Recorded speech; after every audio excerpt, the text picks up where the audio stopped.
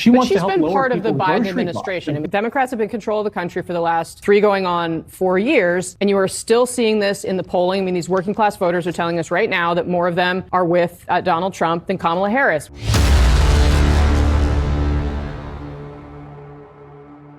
A Kamala Harris spokesman gets embarrassed by both CNN and Fox News for his delusional take on where Kamala Harris is in this presidential race. Now, I understand that candidates are going to have people go on the news and speak on their behalf. But if this is not delusional, then I don't know what is. Watch. She's been part of the Biden administration. I mean, she has been part of the Democrats have been in control of the country for the last 3 going on 4 years. And you are still seeing this in the polling. I mean, these working class voters are telling us right now that more of them are with Donald Trump than Kamala Harris. Why? What is it about what you guys have been doing for the last 3+ years that explains that? Well, I think, again, we're trying to talk to the voters and explain this message. We've got 60 days until the election. We don't have time to sit around and think about why over the last few years certain things may have happened or may not have happened. We've got to go win an election. And the vice president's doing that by talking about her economic vision. And it's really different. It's really different. It's a new way forward, not only for the Democratic Party, but for the country. It's really different. Okay, can you tell me what is really different? I got the capital gains rate, but what else on the list makes it really different from what was going on the past few years?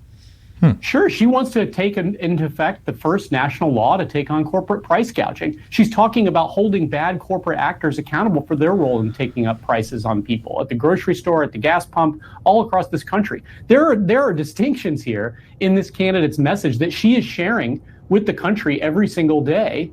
And she's out there on the trail doing it while Donald Trump's talking about trickle-down economics. And so, I understand the pundit class wants to sit around and maybe have these conversations, but at the end of the day, this is a campaign and we're running to win and she's running to win and she's talking about the economy almost every single day on the campaign trail and her plans to lower costs, whether it's in housing or groceries, her plans to give small businesses the tax incentives they need to start and the resources they need to get off the ground, a tax cut for middle-class families and working parents. These are the things that she's talking about that I think resonate with voters in their lives. I think we should have some more coverage and conversation about those actual substantive plans to help make sure that the country does hear more about the economic vision she's offering in contrast with Donald Trump's trickle-down. Wow, that was a lot of word salad, in my opinion, because let's just address that last point he made. There should be more conversation on her policies. We absolutely agree. So why hasn't she agreed to more debates? Why is she only doing one debate and she's only had one interview? That just doesn't make any sense. Listen, I understand the media wants her to be the next president of the United States. But I would imagine some of these anchors on CNN and these other networks, this has to be eating at them, that they can't even talk to the actual candidate. They can't ask them questions. They can't follow up. They can't dig a little deeper. And what's happening is Kamala Harris is literally just minimizing the media, right? And the reason why is because she knows they are going to do her bidding. And so this is a dangerous move that she is making that other candidates after her just might do. And so if I was CNN or any of these networks, I would not be sacrificing our credibility because I want her to become the next president of the United States. So short term, I may like this, but long term, this is not going to work for us because if she doesn't answer any questions, the people that come after her won't either. And what is the purpose of our network then? Now, that whole little delusional take about she's done, 90 interviews and you guys haven't been paying attention. No, we have been paying attention. This is why we've been sounding the alarm on the fact that she hasn't been doing any interviews. We're talking about as a nominee for president, she's only done one interview. But this is how delusional they are. And they're going to continue to gaslight people about this. And the only person who could truly do anything about it is going to have to be Donald Trump. When he debates her on September 10th, it's got to be him who calls her out on this stuff. It's got to be him who confronts her. It's got to be him who will ask these questions and gets everybody who's watching, including the people moderating, to see that she's been ducking, she's been dodging, and she's been gaslighting. And if he puts her on blast and he does that, I truly believe that is the nail in the coffin for her. Now, this happened on CNN. And I guess after this, he thought it was a good idea to go on Fox News as well. but they also embarrassed him. Watch. And they haven't heard from her, Ian. I know that she did the speech in New Hampshire, but President Trump, for all the interviews that he's done, he's willing to take questions, everything. Is it a risk to put all your chips on one debate when she hasn't really been able to do any sort of Q&A with anybody except for in debate prep? Well, I reject that. She sat down with Dana Bash for a long interview on CNN that aired one just interview a week in ago. 47 days. Well, I know you guys are just now paying attention to her now that she's the presidential candidate, but she's done about 90 interviews this year as the vice president, and people maybe weren't paying attention or listening. She's taken questions from reporters on the campaign trail so far in this campaign, people who are covering her every single day. She's going to do more interviews and talk to the press more and take more reporter questions. Of course she's going to do that over the course of this campaign. But I think that she's going to explain to the country on Tuesday night what the difference in this election is and the choice between President Trump and her, and who has the right vision for the future. Are we ready? Are we going to keep doing what Donald Trump's been doing for the last decade, or are we going to turn the page and look forward to something else? But Ian, first of all, she hadn't done a lot of interviews, and saying debate prep's going well, yelling that to the pool is not taking questions from the press. This year. Yeah, can we pull up the clip of Joe Biden saying, "Come on, man, what is Ian talking about?" He knows that is a point where he loses. Why even try to defend that? He was just better off deflecting and going to something else. That's the sad thing about her campaign is some of these weaknesses of hers. It's not even worth trying to defend. You just make yourself look even more delusional, right? Just move on. But anyways, again, I don't know why he thought it was smart to go on Fox News. People know what it is.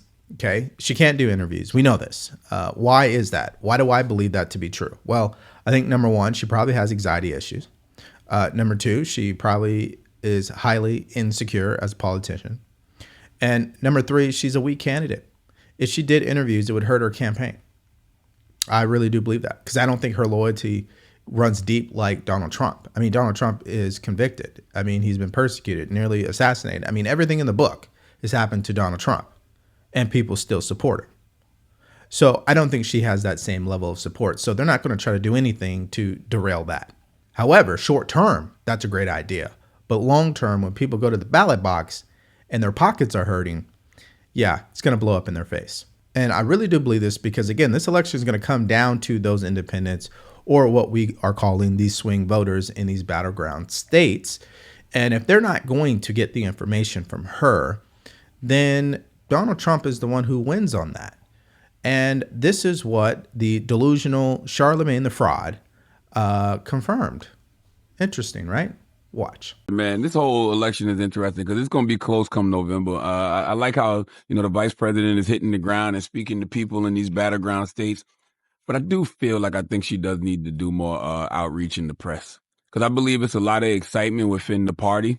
And in like that blue bubble, but she got to excite the folks outside of that bubble because I don't want this to be one of those elections where she wins the popular vote but loses the electoral college vote. Right, makes sense. Yeah, for sure. She's starting to do interviews, right? I think she's doing something with Ricky Smiley. I thought she was doing something else I seen next week. So maybe she is getting out there. I'm going to come to the Breakfast Club. Hey, girl. No. You guys wouldn't want that because you're not going to get the true answers from her. You know that. She's going to roll up in there and give you her black accent, right? You're not going to get the real Kamala Harris. So why would you even want that, right?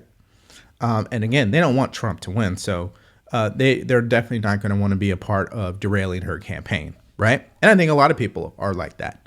Now, the other point about that she's finally doing interviews, no, she's not. I mean, these guys are delusional, right? I mean, these are the type of excuses. Say what you want about Trump, whether you love him or hate him. The guy has done over 40 interviews at this point. He's got podcast episodes every single week. What are we talking about? A few town halls already in the books before the official debate. So I don't know why people see it that way. Obviously, they're not really doing true research, but I digress. Okay, so final points for you guys. We know that Ian Sams is delusional. We know that, okay?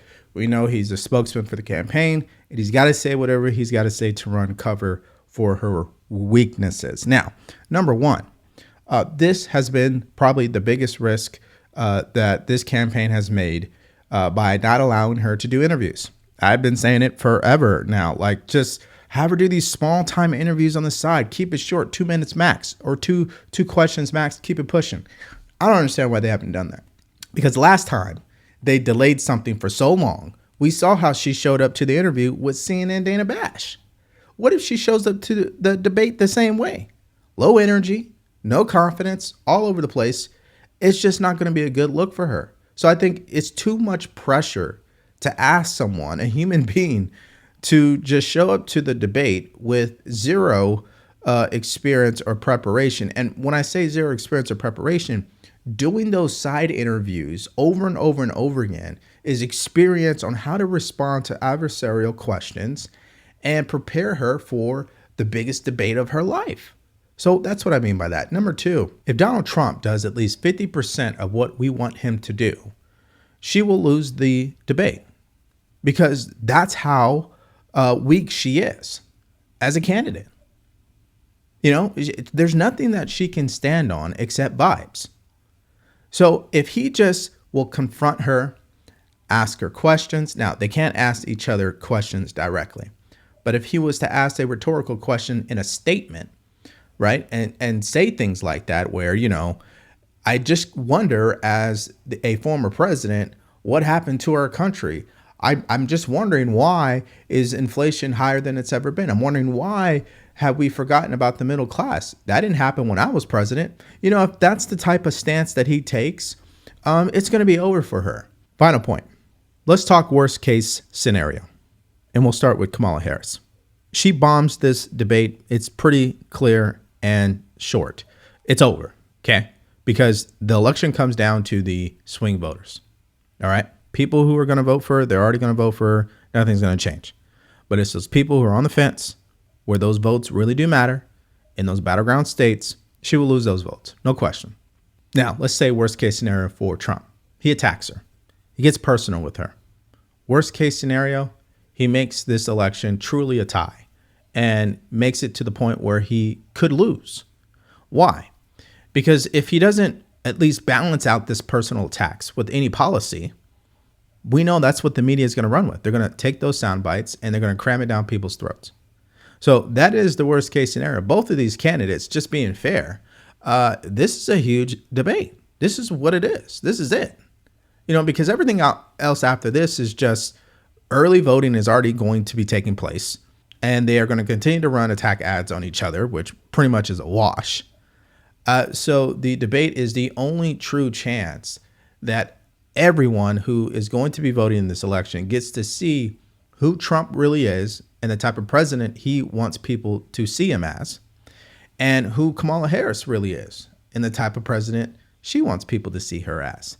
And whoever can do that more effectively, I truly believe will win this election, if all things are fair, of course. And that's my mindset. What about you guys? What do you guys think about Ian Sams and his delusional takes? And he gets embarrassed on both platforms, CNN and Fox News. I don't think it was a good idea for him to come out. I don't think it was a good idea for him to try to defend something that you can't. She has not done a lot of interviews. It just is what it is. As the presidential nominee, she only has one. What is there to truly defend? But I want to hear what your thoughts are and more in the comment section below. Thank you for checking out the video today. If you want to support the channel, go to the link in the description below. Grab yourself a t-shirt. Stay careful, stay focused, and stay true. Peace.